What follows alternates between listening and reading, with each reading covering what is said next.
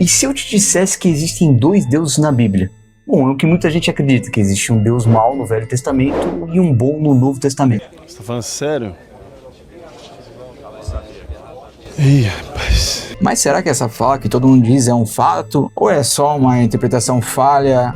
Ou até mesmo anacrônica? Porque se realmente isso for verdade, a Bíblia entra em contradição. Sim. Mas se não for, então muita gente está interpretando errado. E é isso que veremos no vídeo de hoje. Por favor, não seja uma pessoa má e já deixa o like nesse vídeo. E claro, se inscreva no canal para não perder os próximos conteúdos. Sem mais delongas, bora pro vídeo. Então vamos começar do início. Essa ideia de que existe um Deus severo, cruel e punitivo no Antigo Testamento e um totalmente bonzinho no Novo, não surgiu de um debate moderno. Na real, já é algo muito mais antigo que isso. É mesmo, é? Na verdade, essa tese já foi levantada no século II, mais ou menos 100 anos depois dos apóstolos. E o nome por trás dessa teoria é Marcião de Sinop.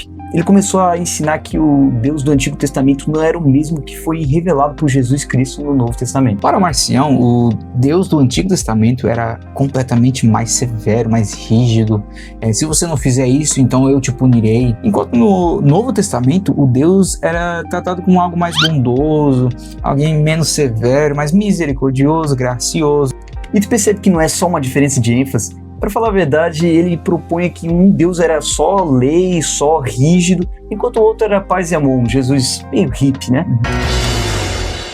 Quer saber, essa casa tem uma vibe muito boa. E ele não ficou só na teoria não, ele rejeitou completamente o Antigo Testamento. Para ele, aqueles escritos de antes não revelavam o verdadeiro Deus. Além disso, ele criou o próprio cânon bíblico, digamos assim. Ele tirou algumas partes de Lucas, das cartas paulinas, tudo que remetia a Jesus, à história de Israel, ele cortou, tirou fora.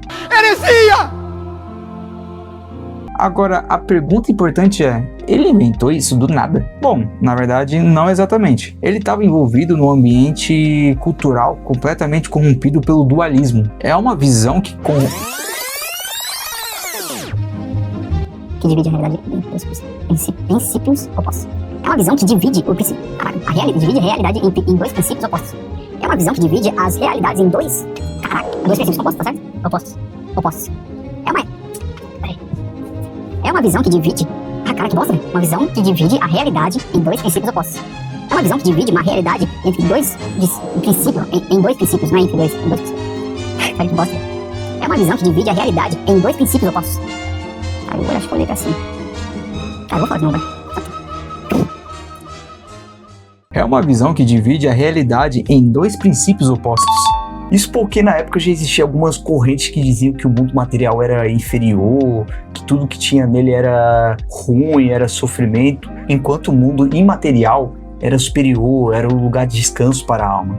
Ah, agora eu entendi! Agora eu saquei! Agora todas as peças se encaixaram! Então, se alguém parte desse dualismo e vê que o mundo material é ruim e o espiritual bom, e lê que o Deus do Antigo Testamento é o criador do mundo material, a conclusão desse sistema parece lógica. Esse Deus não poderia ser um Deus supremo, porque como pode um Deus ser supremo criar algo tão falho? Faz sentido. Faz muito sentido. Cara, e algumas ideias gnósticas da época tratavam esse Deus como um demiurgo. Marcião não era exatamente esse gnóstico clássico, mas ele estava inserido nesse ambiente intelectual da época. Teólogos daquela época, como Irineu de Lyon, afirmavam que o Deus que criou tudo é o mesmo Deus que redimiu Cristo. Já Tertuliano chegou a escrever uma obra inteira chamada Contra Marcião, respondendo de ponto a ponto essa tentativa de dividir Deus em dois. Ou seja, essa discussão não é contemporânea. Para falar a verdade, a igreja primitiva e os pais apostólicos enfrentaram muito na época. E a decisão foi tomada.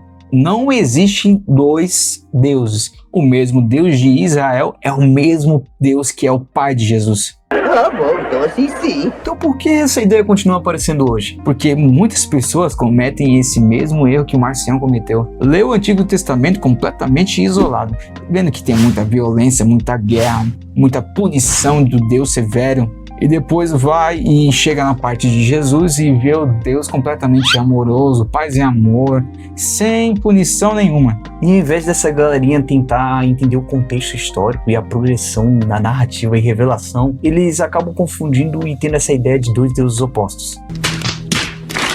Tá, agora que a gente já sabe de onde surgiu essa ideia, vamos olhar a perspectiva da galera para ver se essa divisão realmente se sustenta dentro do texto bíblico.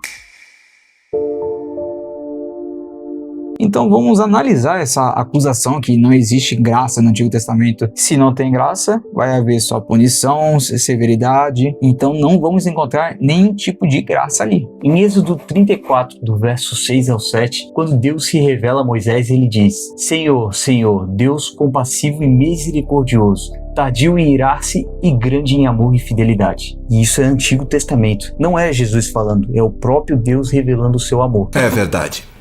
E essa descrição do amor verdadeiro de Deus a gente consegue encontrar em Salmos, em Neemias. Agora vamos analisar o povo de Israel no deserto. Em Êxodo, em Números, a gente vê um povo completamente reclamão, um povo que fica desobedecendo direto e que idolatra outros ídolos. Em Números 14, depois da rebelião do povo, Moisés acaba intercedendo pelo povo. E, cara, Deus até perdoa. Tem sim suas consequências, mas há perdão. Então veja a ironia que não me encaixa com esse pensamento da galera.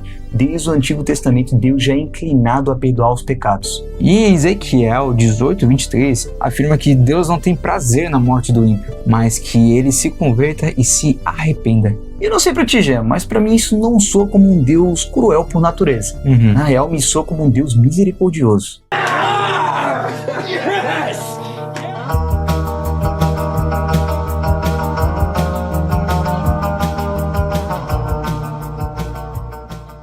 Então a gente consegue ver que a graça ela não começa em Mateus, mas em Gênesis. Aliás, ela já está até desde Gênesis 3, onde tem o plano de redenção. O problema é quando a pessoa vai ler o texto e ignora essa parte da misericórdia e só vê, é punitivo, é um Deus severo. Mas a Bíblia ela não permite essa leitura seletiva tão fácil.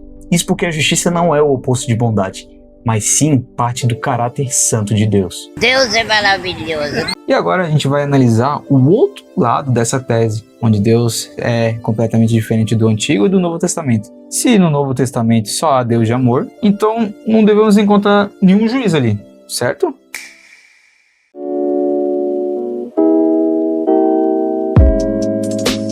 Bom, basta a gente ir para os próprios 4 evangelhos que a gente vai ver que a coisa não é tão simples assim. O próprio Jesus fala e trata o juízo com muita seriedade. Em Mateus 10:28, por exemplo, ele diz: temei aquele que pode fazer perecer no inferno tanto a alma como o corpo. Em Mateus 23, ele já anuncia os ais perante os fariseus, denunciando a hipocrisia deles e anunciando a condenação. Serpentes! Raça de víboras! Outro texto que a gente tem como referência é Mateus 25, onde ele fala da parábola do juízo das nações. Lá ele fala sobre separação, condenação e castigo eterno. Ou seja, o mesmo Jesus que fala sobre amar o próximo como a ti mesmo, ele também fala sobre julgamento e condenação. E não é só nos evangelhos. Em Atos 5, Ananias e Safira mentem à comunidade. E o que acontece? Eles morrem imediatamente. Em Hebreus 10:31 diz o seguinte: horrenda coisa é cair nas mãos do Deus vivo. E quando a gente chega no último livro da Bíblia, Apocalipse, a gente encontra imagens de condenação, juízo final e prestação de contas. Como em Apocalipse 20, onde descreve o julgamento diante do grande trono branco. Agora aqui está o ponto central de tudo isso: a cruz. Muita gente enxerga a cruz apenas como um símbolo de amor, que Jesus morreu por nós. Ela é sim, mas ela também é símbolo de justiça. Inclusive, a gente fez um vídeo, nosso primeiro vídeo do canal, que fala sobre se a cruz é a nossa derrota ou a nossa vitória. Tá aqui no card, é só clicar e assistir. Então amor e juízo se encontram no mesmo ato. Percebe o que isso faz com essa tese dos dois deuses? Se no Antigo Testamento temos um Deus que mostra misericórdia e no Novo Testamento mostra um Deus de juízo, então não existe essa ideia de deuses opostos. Temos assim um único Deus com caráter consistente. Ele é justo, misericordioso, santo e amoroso. Então a diferença não é a personalidade divina, é de um momento histórico dentro da revelação. Então voltamos àquela pergunta do início já. Existem dois deuses diferentes? Não. Existe apenas um Deus revelado ao longo da história. Então essa ideia de dois deuses nasce de uma leitura completamente superficial. É verdade. Enfim, pessoal, esse foi o vídeo de hoje. Se você curtiu esse vídeo, já deixa o like, já se inscreve no canal, isso vai fortalecer demais. Bom, eu sou o Carlos. E eu sou o Jean. E você está no Talmud Yeshua.